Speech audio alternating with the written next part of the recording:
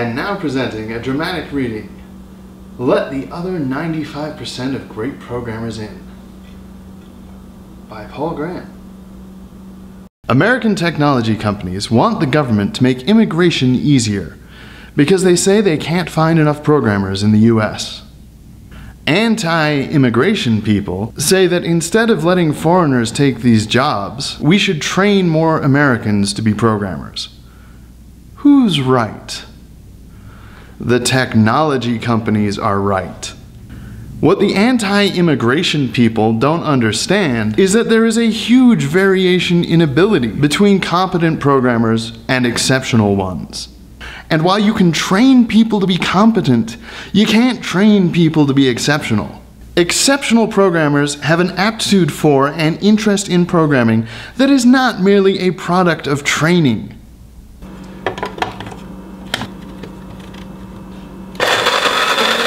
The US has less than 5% of the world's population, which means if the qualities that make someone a great programmer are evenly distributed, 95% of great programmers are born outside the US.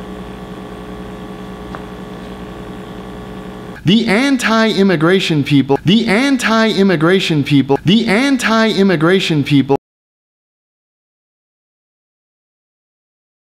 the anti-immigration people have to invent some explanation to account for all the effort technology companies have expended to make immigration easier. So they claim it's because they want to drive down salaries. But if you talk to startups, you find practically everyone over a certain size has gone through legal contortions to get a programmer into the US, where they then paid them the same as they'd have paid an American. Why would they go to extra trouble to get programmers for the same price? The only explanation is they're telling the truth. There are just not enough great programmers to go around.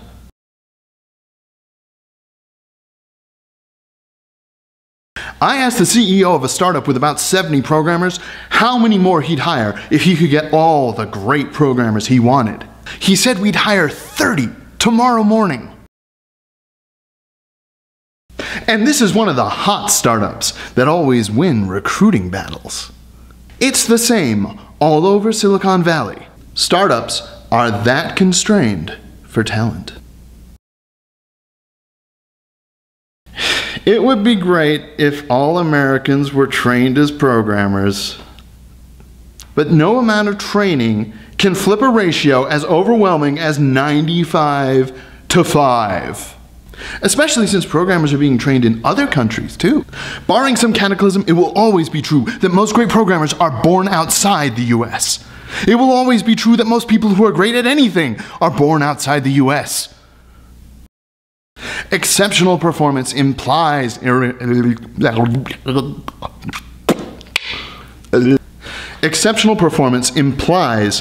immigration.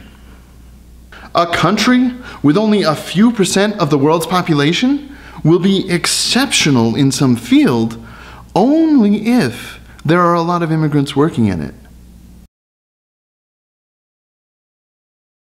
But this whole discussion has taken something for granted, that if we let more great programmers into the US, they'll want to come. That's true now. And we don't realize how lucky we are that it is.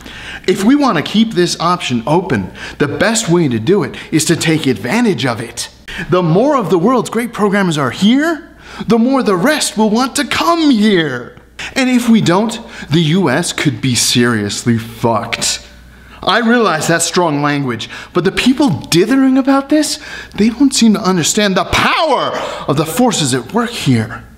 Technology gives these programmers huge leverage. The world market in programmers seems to be becoming dramatically more liquid.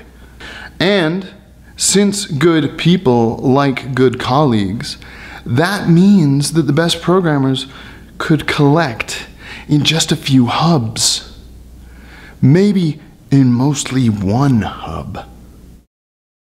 What if if most of the great programmers collected in one hub and it wasn't here?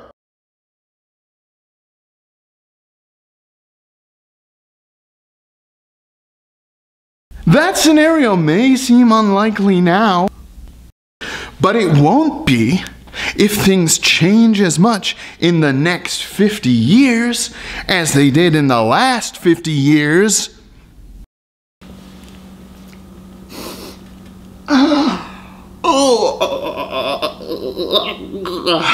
Yeah.